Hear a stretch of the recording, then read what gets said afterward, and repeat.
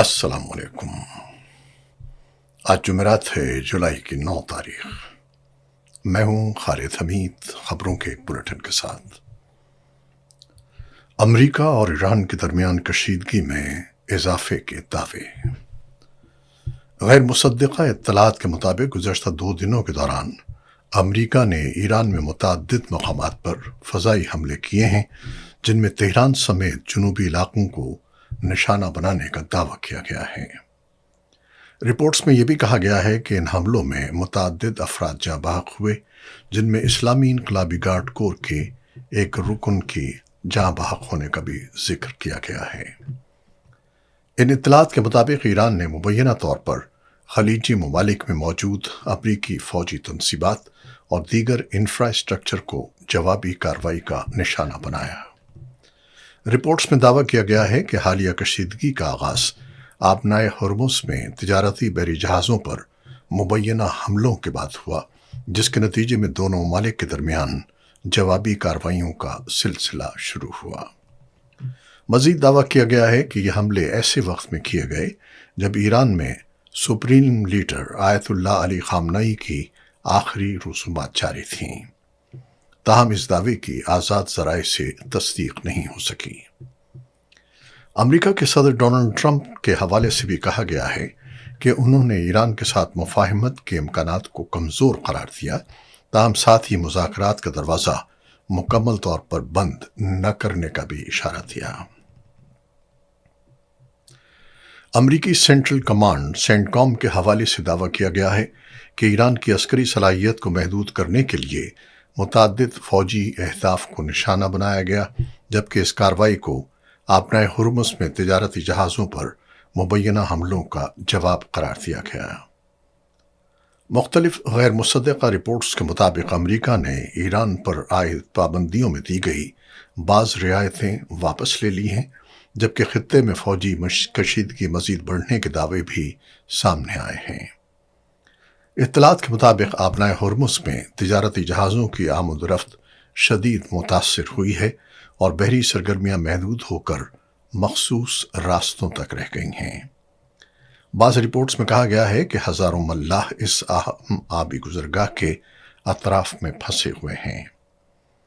ایرانی ذرائع کا کہنا ہے کہ امریکہ کی جانب سے مسلسل دوسرے روز فضائی حملوں کے بعد ایران نے بحرین، کویت اور قطر میں موجود امریکی فوجی اڈوں اور اہم تنصیبات کو نشانہ بنایا۔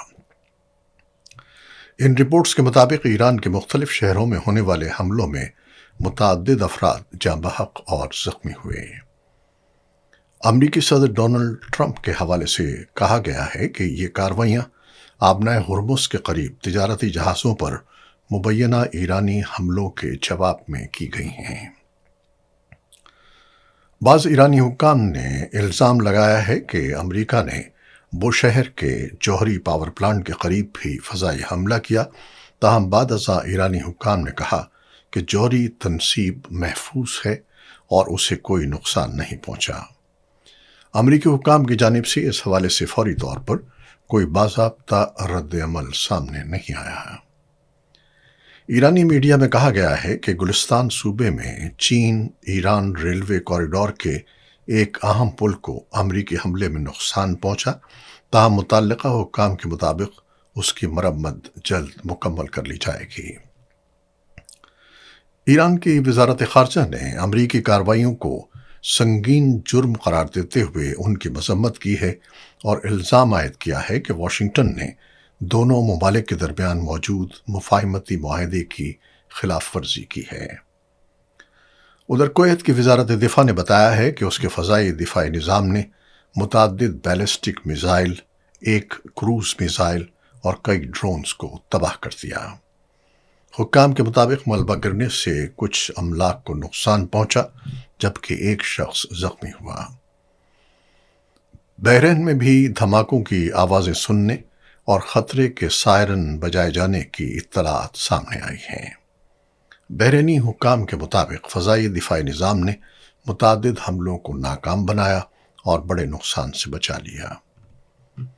ایرانی وزارت صحت کے مطابق گزشتہ 2 روز کے دوران ہونے والے مبینہ حملوں میں 14 افراد جاں بحق اور 78 زخمی ہوئے، جن میں سے متعدد زخمی اب بھی زیر علاج ہیں۔ لبنان کی سرکاری خبر رساں ایجنسی کے مطابق اسرائیلی فوج نے جنوبی لبنان کے ضلع بنت جبیل کے قصبے ہداٹھا میں متعدد رہائشی مکانات مسمار کر دیے ہیں۔ رپورٹ میں کہا گیا ہے کہ یہ کارروائی ایسے وقت میں کی گئی ہے جب اسرائیلی افواج علاقے میں اپنی موجودگی برقرار رکھے ہوئے ہیں۔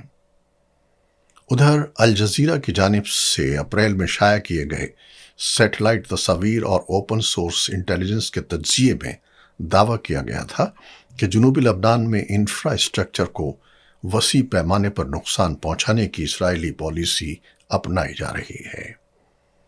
رپورٹ میں اس صورتحال کا موازنہ غزہ کی پٹی میں ہونے والی تباہی سے بھی کیا گیا، جہاں جاری جنگ کے باعث بڑی تعداد میں شہری بے گھر ہو چکے ہیں۔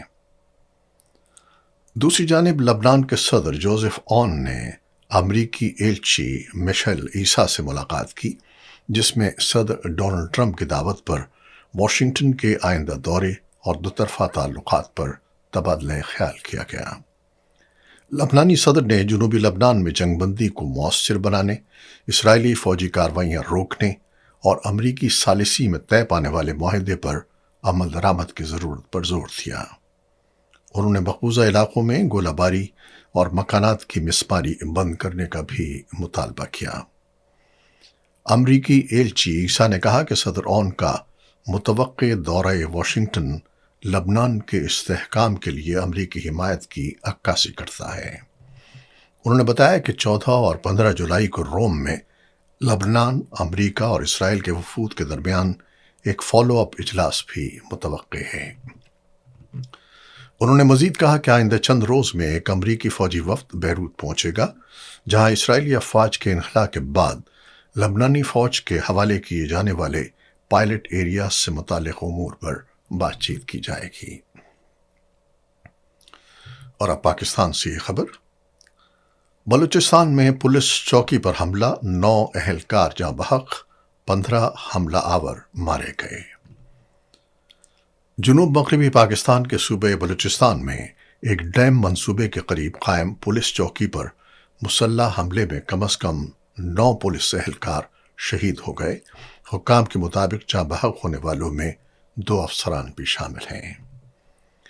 بلوچستان حکومت کے ترجمان شاہد رند نے بتایا کہ حملہ آور 8 پولیس اہلکاروں کو اغوا کر کے لے گئے تھے، تاہم بعد میں سیکیورٹی فورسز نے مشترکہ کارروائی کرتے ہوئے تمام مغوی اہلکاروں کو بحفاظت بازیاب کرا لیا۔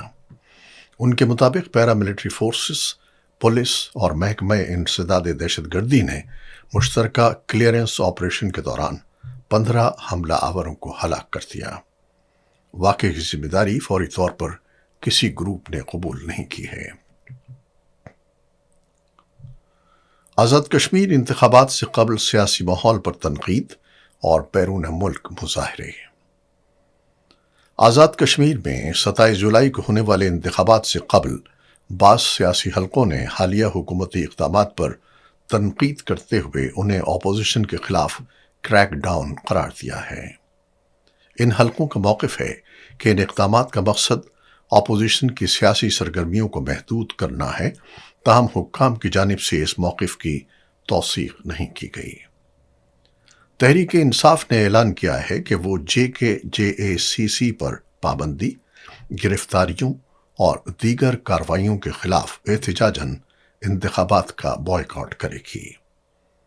دوسری جانب پاکستان پیپلز پارٹی اور پاکستان مسلم لیگ نون سمیت دیگر سیاسی جماعتیں انتخابی مہم جاری رکھے ہوئے ہیں اور ووٹروں کی حمایت حاصل کرنے کی کوشش کر رہی ہیں۔ ادھر برطانیہ سمیت مختلف ممالک میں مقیم کشمیریوں نے آزاد کشمیر کی صورتحال اور سیاسی مطالبات کے حق میں مظاہرے کیے۔ لندن میں پارلیمنٹ اسکوائر سے پاکستانی ہائی کمیشن تک ریلی نکالی گئی، جس میں مظاہرین نے مختلف سیاسی نعرے لگائے۔ مظاہرین نے آزاد کشمیر میں حالیہ احتجاجی مظاہروں کے درمیان ہلاکتوں، مواصلاتی خدمات میں رکاوٹ اور دیگر حکومتی اقدامات پر تشویش کا اظہار کیا۔ بعض شرکاء نے کشمیر سے متعلق اپنے سیاسی مطالبات بھی پیش کیے۔ ان دعووں اور موقف کی آزاد ذرائع سے مکمل تصدیق دستیاب نہیں ہو سکی۔ فیفا ورلڈ کپ سن 2026 کوارٹر فائنل مرحلے کا آغاز کل سے ہو رہا ہے۔ 23واں فیفا ورلڈ کپ اپنے فیصلہ کن مرحلے میں داخل ہو چکا ہے، جہاں امریکہ، کینیڈا اور میکسیکو میں جاری عالمی میلے کے دوران شائقین کو سنسنی خیز اور دلچسپ مقابلے دیکھنے کو مل رہے ہیں۔ ٹورنامنٹ کے کوارٹر فائنل مرحلے کا آغاز کل جمعے سے ہوگا۔ پہلے کوارٹر فائنل میں فرانس اور مراکش کی ٹیمیں امریکہ کے جیلیٹ اسٹیڈیم فاکس بورو میں مد مقابل ہوں گی۔ دوسرا کوارٹر فائنل 10 جولائی کو اسپین اور بیلجیم کے درمیان اینگل ووڈ میں کھیلا جائے گا۔ تیسرا اور چوتھا کوارٹر فائنل 11 جولائی کو ہوگا۔ تیسرے مقابلے میں ناروے اور انگلینڈ کی ٹیمیں hard rock stadium Miami gardens میں آمنے سامنے آئیں گی، جبکہ چوتھے اور آخری کوارٹر فائنل میں دفاعی چیمپئن ارجنٹائن کا مقابلہ سوئٹزرلینڈ سے کینسس سٹی میں ہوگا۔ ایونٹ کا پہلا سیمی فائنل 14 جولائی اور دوسرا سیمی فائنل 15 جولائی کو کھیلا جائے گا۔